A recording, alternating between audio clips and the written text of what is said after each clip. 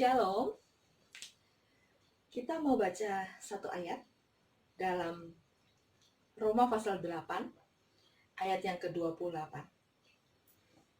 Kita tahu sekarang bahwa Allah turut bekerja dalam segala sesuatu untuk mendatangkan kebaikan bagi mereka yang mengasihi Dia, yaitu bagi mereka yang terpanggil sesuai dengan rencana Allah.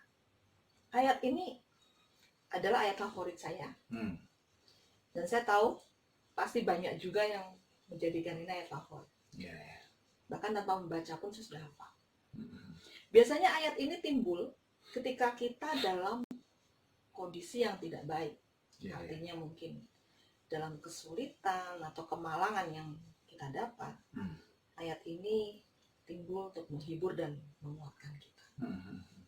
Nah, tapi saat ini kita akan membahas lebih dalam lagi tentang ayat ini, dan ternyata punya kekuatan yang lebih dari apa yang saya sendiri paham selama ini. Nah, ayat ini berkata begini, kita tahu sekarang bahwa Allah turut bekerja dalam segala sesuatu. Kata segala sesuatu itu berarti semua. Allah turut bekerja dalam segala aspek kehidupan. Entah itu dia ngalami berkat Tuhan, kesulitan kehidupan, tekanan, atau bencana, apa saja yang terjadi, ya, Allah turut bekerja di dalamnya. Jadi dalam segala sesuatu itu situasi, kondisi yang dalam kehidupan kita tuh biasanya saya sebut ups and down. Ups, jadi kadang-kadang kita merasa ada di atas, the top of the world. Tapi kadang kita terpuruk, tersungkur, sampai mendelosor. Iya, bisa juga dibilang seperti itu. Itu benar ya. Artinya begini, tidak semua itu datang dari Allah. Allah yang membuatnya, tidak. Ada yang terjadi karena Allah yang membuatnya. Segala yang baik itu berasal dari atas, yang benar tentunya. Tapi ada juga yang berasal dari kesalahan diri sendiri. Kita mengalami kesusahan kehidupan. Ada yang berasal dari kesalahan orang lain yang kita nggak salah apa-apa jadi masalah. Tapi ada juga karena bencana, sehingga kesulitan. Di luar kemampuan. Di luar kemampuan manusia. Di luar kontrol. Di luar kontrol. Artinya begini, bahwa segala sesuatu yang terjadi, Allah itu bisa mengubahnya untuk mendatangkan kebaikan buat kita semua yang mengasihi Dia. Nah, menarik sekali dalam bahasa aslinya, ya, kita tahu sekarang bahwa Allah turut bekerja.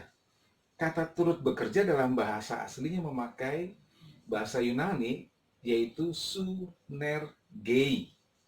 Nah, kata sunergei itu artinya begini, bahwa semua kejadian yang kita alami, ini yang pertama ya, semua kejadian yang kita alami itu entah dari kecil sampai akhirnya semua seperti ini dalam sebuah rangkaian, atau bisa disebut sinergi. Sunergi mungkin juga bisa di dalamnya disebut dengan bahasa yang kita sebut dengan sinergi.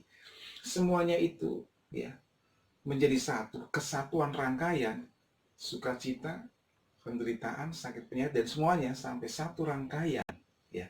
Itu Tuhan buat untuk mendatangkan kebaikan. Jadi tidak ada yang terjadi secara kebetulan. Semua ada di dalam pandangan dan tangan Tuhan. Jadi tadi, apapun penyebabnya, siapapun penyebabnya, Tuhan merangkainya itu untuk menjadi kebaikan buat kita. Keren sekali. Nah, tapi yang kedua, ternyata kata sunerge itu juga berbicara begini, Tuhan membangkitkan kekuatan, tenaga. Artinya kita tahu bahwa kesulitan kehidupan, ya, situasi kesulitan kehidupan, bencana apa saja yang tanpa diundang datang, sakit penyakit, Padahal kita udah masalah berusaha ekonomi yang terbaik, yang terbaik, tapi tetap datang, tetap mengalami kemauan. tetap mengalami kemalangan kehidupan. Ya. Nah, orang itu bisa jatuh pada waktu mengalami kesulitan kehidupan. Akhirnya kejatuhan itu membuat orang jadi semakin jauh dari Tuhan dan semakin hilang. Nah, kata sunerge, membangkitkan kekuatan, itu artinya begini. Orang ternyata bisa sanggup menghadapi kesulitan yang paling sulit sekalipun. Karena Tuhan turut bekerja, membangkitkan kekuatan, power. Nah, disinilah kata ini bagus sekali, penting sekali. Tinggal kita memilih apakah kita mengizinkan Tuhan bekerja dan mempercayai Tuhan dalam keadaan yang sulit itu, dan kita mempercayai bahwa Dia turut bekerja di dalam kita membangkitkan kekuatan, atau kita memilih lari. Tuhan ingin memberitahukan kepada kita begini, Dia ingin kita memilih untuk percayai bahwa Tuhan membangkitkan tenaga dalam segala keadaan kesulitan, sehingga kita nggak jatuh, sehingga kita tetap berdiri tegak dalam menghadapi badai hidup sehebat apapun badai itu. Ya. Kita tahu ada orang-orang yang jatuh dalam kesulitan yang ditulis di dalam Alkitab. Ya, salah satu contohnya adalah Saul. Saul mengalami kesulitan pada waktu itu. Di akhir-akhir masa hidupnya. Kesulitan untuk berperang. Sehingga dia harus menanyai dengan peramal, dukun. Dia merasa Tuhan nggak ada saat. Dia merasa Tuhan nggak hadir, tidak menolong dia, jadi dia lari. Kadang-kadang kesulitan itu membuat kita nggak bisa merasakan Tuhan. Nah, itu dia. Jadi mau bertanya kemana? Nah, Saul cari Samuel nggak ada kan? Tuhan udah, dia merasa Tuhan meninggalkan dia. Dia bingung nih mau cari kemana. Dia cari pemanggil arwah Samuel. Sehingga Samuel bisa datang dalam bentuk arwah. Terus kita nggak tahu itu arwah Samuel atau bukan. Tapi yang jelas ketika dukun yang memanggil, jelas arwah yang lain yang datang. Nah, saya ingin sampaikan buat saudara di sini. Kesulitan membuat kita jatuh. Tapi Tuhan membangkitkan kekuatan sehingga kita bisa tegak. Ya, bahkan meskipun kita merasa bahwa Tuhan sudah nggak hadir, Tuhan sepertinya jauh dari kita, itu perasaan. Ya, untuk orang yang percaya dan mengasihi Dia, Dia ada bersama dengan kita. Bukan karena perasaan. Bukan karena perasaan kita. Karena janjinya ya dan amin. Dia tidak pernah memungkiri janjinya. Dia berkata, Immanuel, Allah menyertai kita. Allah yang setia. Dia akan hadir sesuai dengan sifatnya yang setia. Amin. Nah, bukan hanya itu, ternyata ya, orang bisa jatuh dalam situasi yang sulit. Tapi yang kedua, orang juga bisa jatuh pada waktu dia mengalami situasi diberkati. Situasi pangkatnya naik, kedudukannya naik, promosinya hebat, ya, atau dia diberkati dengan berkat yang melimpah, atau keadaan yang semuanya mulus baik. Alkitab mencatat orang-orang yang jatuh pada waktu Tuhan membuat segala sesuatu berhasil.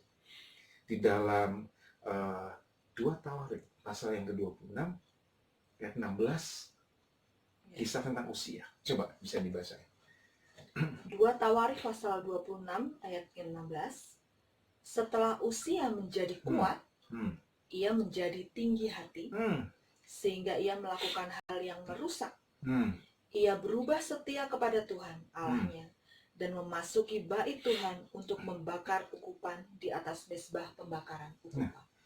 Jadi Usia ini menjadi tinggi hati pada waktu Tuhan membuat dia itu berhasil dalam segala langkah yang dibuatnya. Tuhan buat dia berhasil. Masa kejayaannya.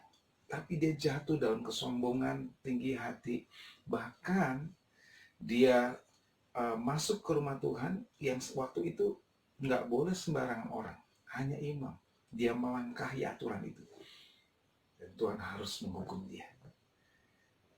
orang bisa jatuh pada waktu dia mengalami segala kebaikan. Nah, kata sunerge itu membangkitkan tenaga, kekuatan, power untuk kita bisa tidak jatuh di dalamnya pada waktu kita diberkati. Tetap hidup dan tetap memuliakan Tuhan. Nah, yang paling penting adalah begini. Untuk apa sunerge itu diberikan? Apakah untuk gagah-gagahan kita itu bisa menang dan tidak jatuh pada waktu susah ataupun diberkati? Nah, ayat yang ke-29 itu jawabannya. Bisa dibaca. Roma 8 Ayat ayat yang ke-29. 29, iya. Sebab semua orang yang dipilihnya dari semula, Hmm. mereka juga ditentukannya dari semula Iya.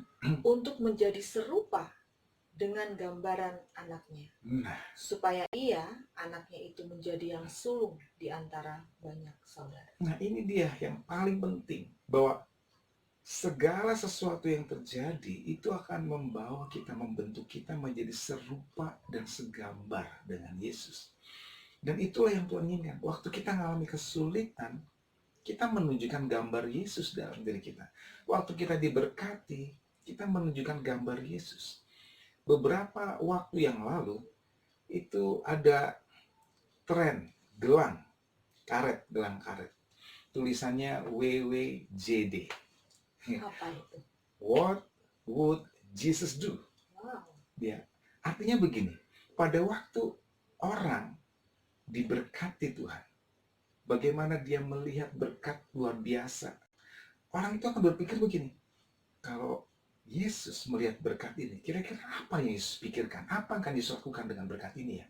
Kalau dia dipromosikan Tuhan, dapat jabatan yang bagus, posisi yang baik, kalau Yesus ada dalam posisi aku yang seperti ini, kira-kira apa yang akan Yesus buat ya? Kalau aku mendapatkan banyak hal yang baik, kira-kira apa yang Yesus lakukan kalau dia mendapatkan? Jadi gelang itu di tangan Untuk mengingatkan, untuk menghadapi situasi diberkati, atau pada waktu dia situasi kesulitan. apa? Misalkan dia menghadapi bencana yang nggak bisa dihindari lagi. Kenapa ya? Kalau Yesus bukan sekedar pertanyaan mengapa saya mengalami ini, banyak kan kita lakukan itu kan. Tapi bukan itu. Kita ubah pertanyaan dengan, kalau Yesus juga menghadapi situasi yang sama seperti saya, bencana ini, kira-kira apa yang dipikirkan Yesus? Dan apa yang akan Yesus lakukan? Ini penting. Kalau saya sekarang ada masalah dengan mertua, misalkan ya, kira-kira apa dalam pikiran Yesus ya waktu saya menghadapi mertua? Dia akan ngomong apa? Dia akan bertindak apa? Kalau saya menghadapi masalah keuangan, kesulitan keuangan, kira-kira apa tindakan Yesus?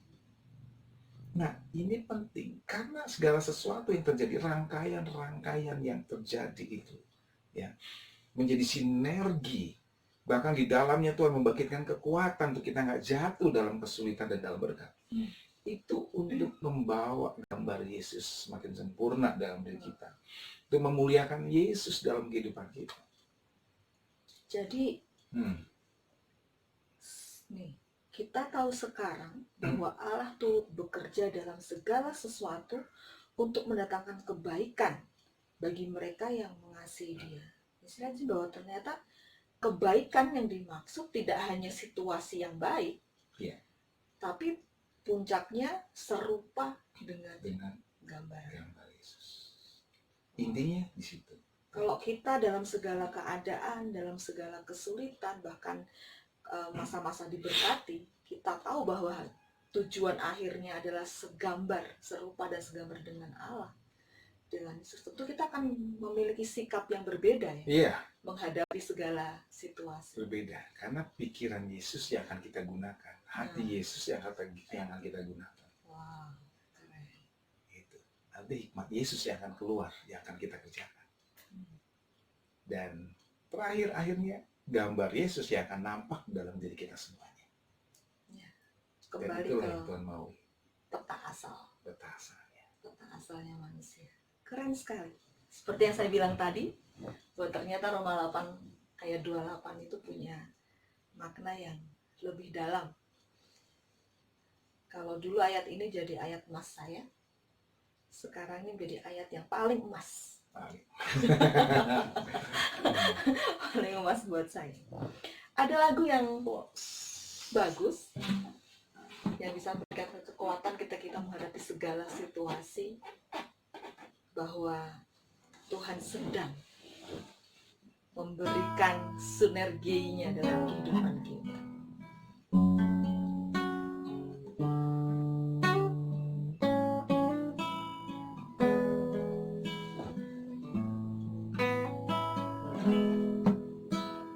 Apa yang kau alami kini mungkin tak dapat engkau mengerti. Satu hal tanamkan di hati, indah semua yang Tuhan beri. Tuhanmu tak akan memberi ular beracun pada yang minta roti.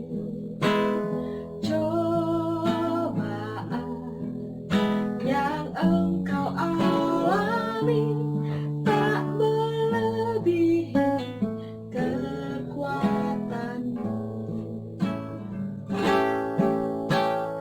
Tangan Tuhan sedang merendam suatu karya yang agung mulia.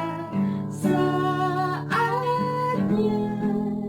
ganti menanti, kau lihat pelangi kasih-Nya.